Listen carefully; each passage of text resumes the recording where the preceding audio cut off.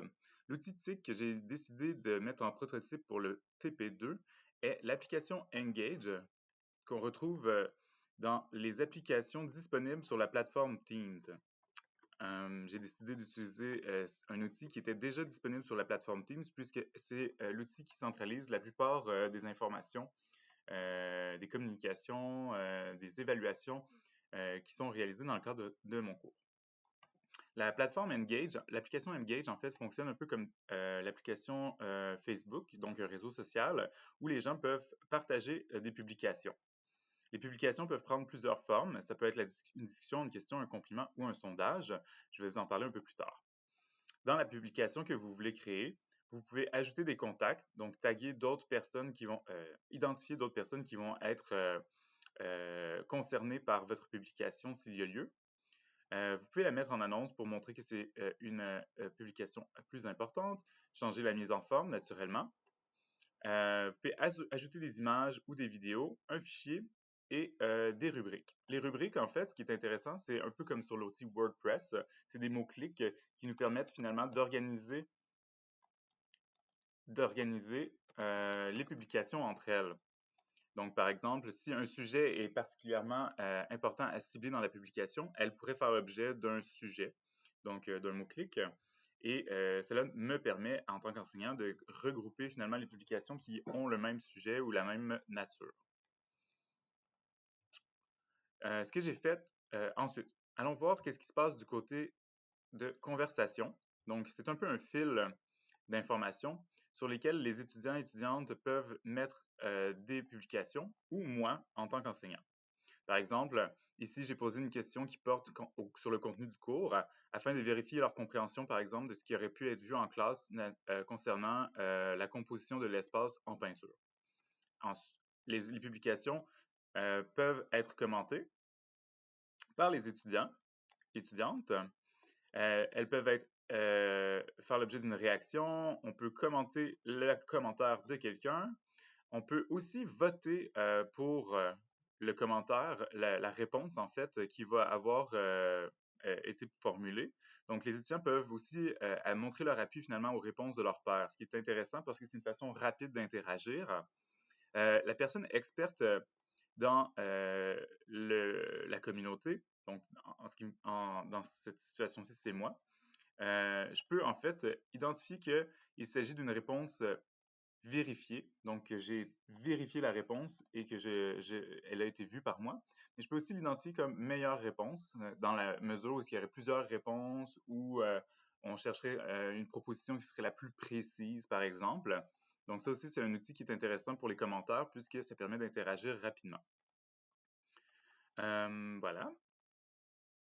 Ensuite, pour la publication sondage, je peux mettre des choix de réponse, puis faire voter mes étudiants. Ça peut être intéressant dans ce cas-ci pour voir leur compréhension d'un sujet qui a été vu en classe, pour voir aussi leur appréciation d'une plateforme. Par exemple, ici, aimez-vous travailler avec la plateforme Engage?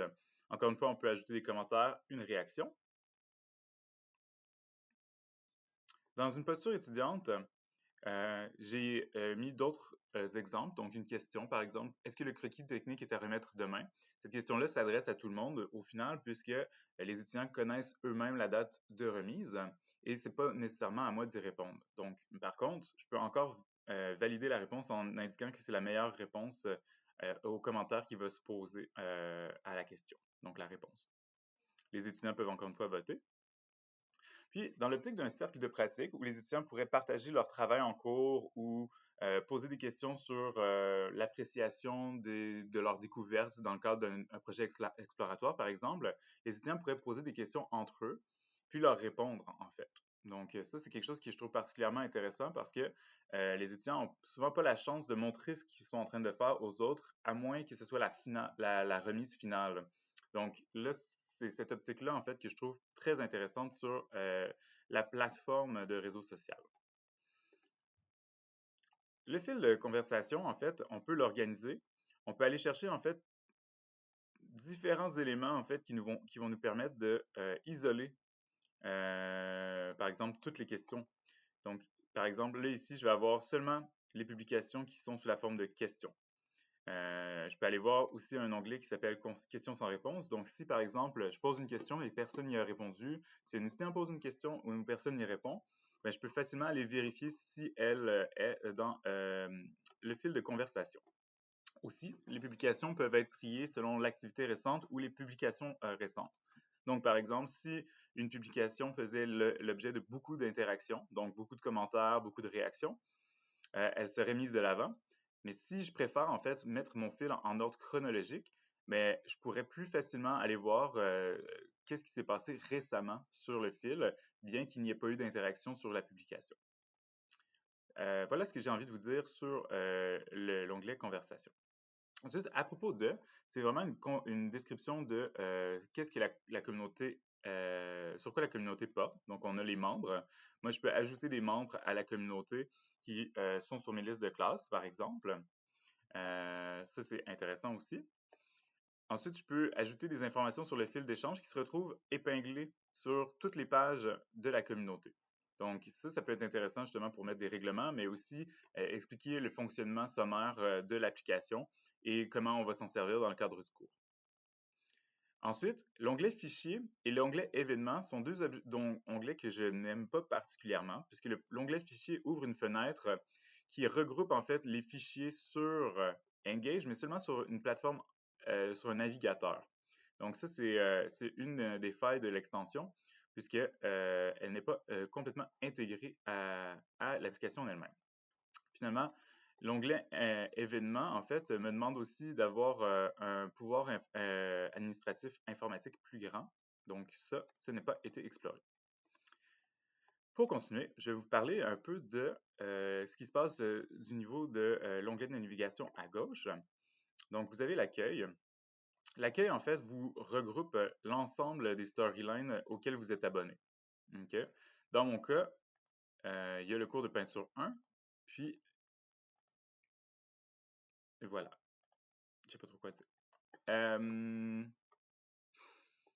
Vous avez les pages aussi personnelles des étudiants où ils peuvent ajouter une photo de couverture. Ils peuvent aussi se suivre entre eux. Donc, les étudiants peuvent suivre des personnes, que ce soit un enseignant ou que ce soit un étudiant, mais ils peuvent suivre aussi d'autres communautés, comme je le mentionnais plus tôt. Donc, par exemple, la communauté que j'ai créée, elle est privée, et ils pourraient aller chercher des communautés qui sont ouvertes, ou par exemple, aller suivre une communauté, être invité dans une communauté d'un autre cours, par exemple, si les collègues voulaient contribuer à l'implantation de cette application. Sur les pages personnelles, on peut voir en fait tout ce qu'un étudiant ou une étudiante a publié. Donc pour moi, c'est facile d'aller vérifier si la publication obligatoire a été faite dans le cadre d'une évaluation formative, par exemple. Les étudiants, en fait, peuvent sauvegarder en signer n'importe quelle publication s'ils le désirent, puis les retrouver sur leur page personnelle. Voilà. Est-ce que j'ai d'autres choses à vous dire? Je ne crois pas. Merci beaucoup. Je vous laisse lire l'article sur WordPress afin de constater quels pourraient être les avantages et inconvénients de l'aspect pédagogique de la plateforme Engage. Merci beaucoup.